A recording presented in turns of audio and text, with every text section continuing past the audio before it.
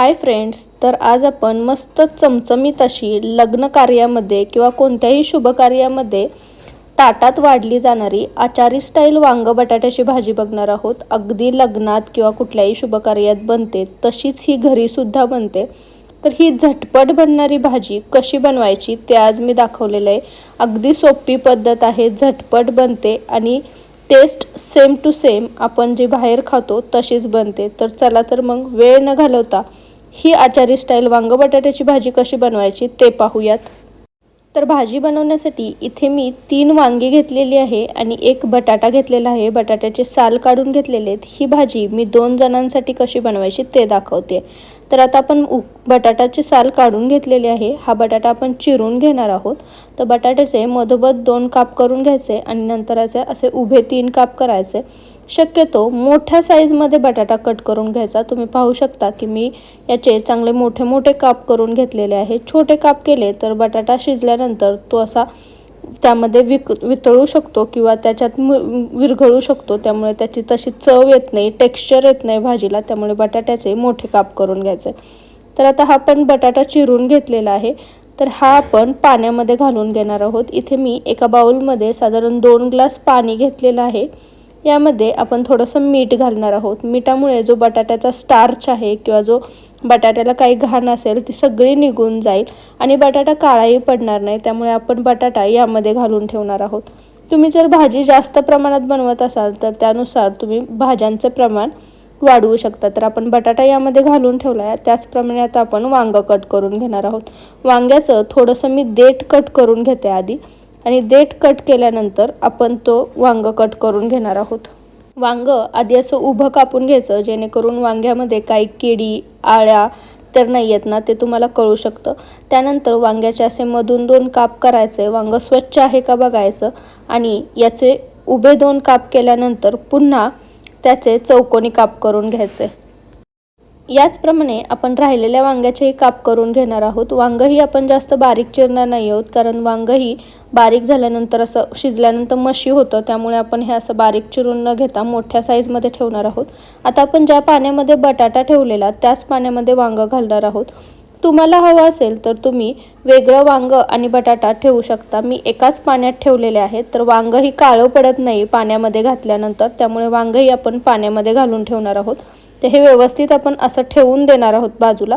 आता भाजीची तयारी करूयात. त्यासाठी गॅसवरती मी कढई ठेवलेली आहे. कढईमध्ये साधारण 2 ते 2.5 चमचे आपण तेल घालणार आहोत. या भाजीसाठी थोडं तेल जास्तच लागतं. तर आपण 2 ते 2.5 चमचे तेल त्यामध्ये घातलेलं आहे. तेल थोडंसं छान गरम झालं की यामध्ये आपण मोहरी टाकणार आहोत. तर साधारण इथे मी 1 चमचा मोहरी टाकलेली आहे. मोहरी चांगली तडतडून द्यायची. मोहरी तडतडल्यानंतर आपण यामध्ये 1 चमचा जिरे घालणार आहोत. जर मोहरी विदाऊट तडतडता आपण यामध्ये जिरे घातली तर मोहरीचा कडवटपणा भाजीला येऊ शकतो. त्यामुळे मोहरी चांगली तडतडून द्यायची. आता इथे मी 2 मध्यम आकाराचे कांदे चांगले बारीक वाटून घेतलेले आहेत. मी कांद्याची पेस्ट तयार करून घेतलेली आहे, तर ती यामध्ये घालणार आहोत. तुम्हाला कांद्याची पेस्ट करायची नसेल तर तुम्ही कांदा बारीक चिरून घेतला तरीही चालेल. मी इथे पेस्ट तयार करून घेतली आहे. तर ही मग आपण आता तेलामध्ये व्यवस्थित परतून घेणार आहोत. कांद्याचा कच्चापणा गेला पाहिजे आणि कांद्याचा थोडासा कलर बदलला पाहिजे तोपर्यंत आपण कांदा तेलामध्ये परतून घेणार आहोत. तर साधारण लो फ्लेमवरती 5 ते 7 मिनटं कांदा व्यवस्थित परतून घेतल्यानंतर तुम्ही पाहू शकता कांद्याचा थोडासा कलर चेंज झालेला आहे आणि आपला कांद्याचा कच्चेपणाही गेलेला आहे. तर आता यामध्ये आपण 1 चमचा आले लसणाची पेस्ट घालणार आहोत. तर साधारण 1 छोटा चमचा मी आले लसणाची पेस्ट घातलेली आहे. ही आपण कांद्यासोबत परतून घेणार आहोत. आले लसणाचाही कच्चापणा जाईपर्यंत आपण ही परतून घेणार आहोत.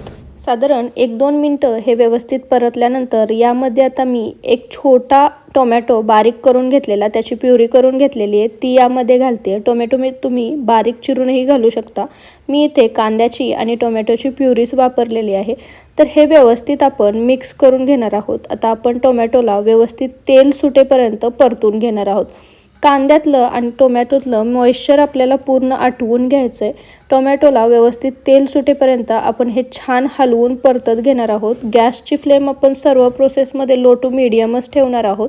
साधारण 5 ते 7 मिनटामध्ये टोमॅटोचं सगळं मॉइश्चर आटून जातं आणि याला छान तेल सुटायला सुरुवात होते। तुम्ही पाहू शकता की आपला जो मसाला आहे तो छान आता थोडासा घट्ट झालेला आहे। तर आता यामध्ये आपण सुखे मसाले घालणार आहोत। तर इथे मी 2 चमचे कांदा लसूण मसाला घालते। हा घरगुती मसाला आहे, या जागी तुम्ही कोणताही घरगुती मसाला घालू शकता किंवा घरगुती मसाला नसेल तर 1 ते 1.5 चमचा लाल तिखट घालू शकता।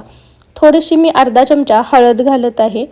1 चमचा यामध्ये आपण गरम मसाला घालणार आहोत। 1 चमचा धने जिरे पूड घालायची आहे आणि 1 छोटा चमचा आपण इथे काश्मीरी लाल मिर्च पावडर घालणार आहोत। आता तुमच्याकडे जर घरगुती मसाला नसेल किंवा कांदा लसूण मसाला नसेल तर तुम्ही गोडा मसालाही वापरू शकता।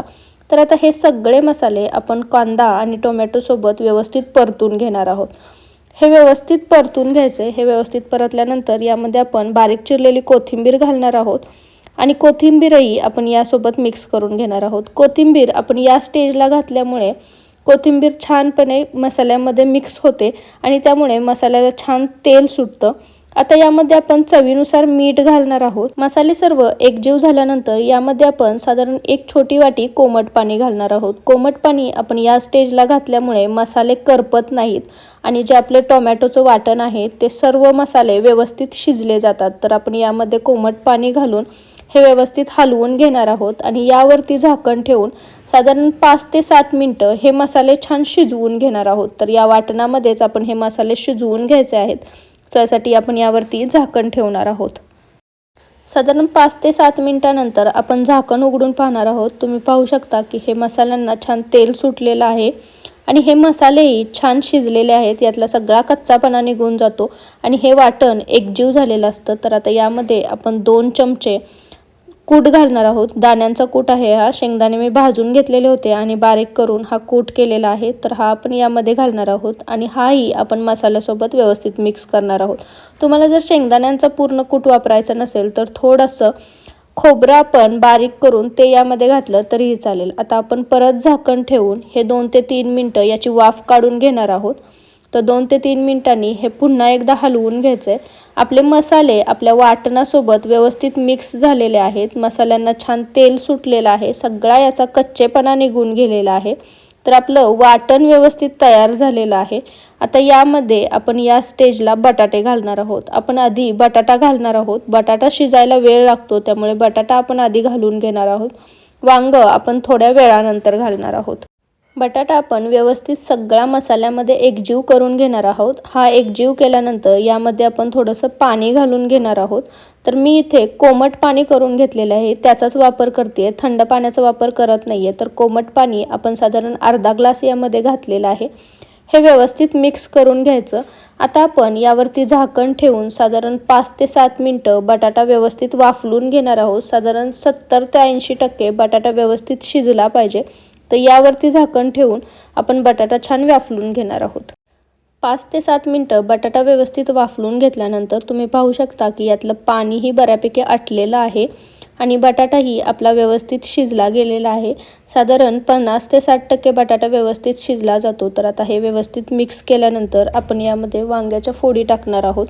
तुम्ही पाहू शकता पाण्यामध्ये घातल्यामुळे वांग्याच्या फोडी आपल्या काळ्या पडलेल्या नाहीयेत। तर या वांग्याच्या फोडी आपण यामध्ये टाकून घेणार आहोत आणि हेही मसाल्यासोबत व्यवस्थित मिक्स करून घेणार आहोत। वांग व्यवस्थित मिक्स केल्यानंतर आता यामध्ये साधारण आपण 1 ते 1.5 ग्लास कोमट पाणी घालणार आहोत। आत्ता तुम्हाला भाजी थोडीशी पातळसर वाटेल, पण जशी जशी भाजी शिजत येते तशी तशी भाजी घट्ट होत राहते। तुम्ही पाहू शकता की इथे मी 1 ते 1.5 ग्लास कोमट पाणी घातलेलं आहे। शक्यतो कोमट पाणीच घालायचं, थंड पाण्याचा वापर करायचा नाही। तर आपण पाणी घातल्यानंतर यावरती झाकण ठेवून भाजी व्यवस्थित शिजवून घेणार आहोत। तर साधारण 10 ते 15 मिनिटात हे वांग व्यवस्थित शिजलं जातं आणि बटाटाही व्यवस्थित शिजला जातो। 10 ते 15 मिनिटांनंतर तुम्ही पाहू शकता याला छान तरीही आलेली आहे आणि भाजी छान घट्ट झालेली आहे। तर आपण यातला बटाटा आणि वांग शिजलंय का ते पाहूयात। बटाटा शिजायला जास्त वेळ लागतो, बटाटा जर शिजलेला असेल तर वांग आपोआप शिजलंय हे कळतं। तर मी एका चमच्याच्या साहाय्याने तुम्हाला बटाटा तोडून दाखवते। बटाटा व्यवस्थित आपला शिजला आहे का ते पाहूयात। तर बटाटा छान कट होतोय, मऊसूत असा हा शिजला गेलेला आहे। तर आपलं बटाटा आणि वांग्याची भाजी तयार झालेली आहे। तर आपण गॅसची फ्लेम बंद करणार आहोत आणि भाजी सर्व करणार आहोत। तर गरमागरम मस्त चमचमीत अशी आपली वांग बटाट्याची भाजी तयार आहे. मस्त आचारी स्टाईल लग्न कार्यामध्ये किंवा पंक्तीत वाढली जाणारी ही भाजी तयार आहे.